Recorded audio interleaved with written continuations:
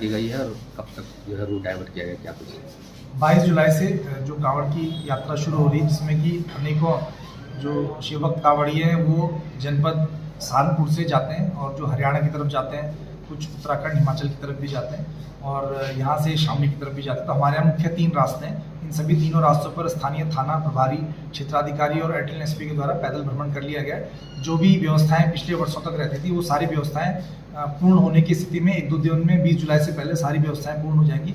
Police की तरफ से सारी ड्यूटियां लगा दी गई हैं। इसके अलावा ट्रैफिक डाइवर्जन की जो व्यवस्था केंद्रीकृत रूप से रहती है वो सारी व्यवस्थाएं 22 जुलाई से लागू हो जाएंगी। इसमें जो पास आदि जारी होने हैं उसकी व्यवस्था भी कर ली गई है और आवश्यक सेवाओं को देखते हुए और जो आम जनता है उसको कम से कम असुविधा हो उसकी भी तैयारी कर ली गई है। और इसके अलावा पुलिस की जो QRT की टीमें ड्रोन कैमरे से निगरानी हो या फिर CCTV कैमरों का व्यवस्थापन हो।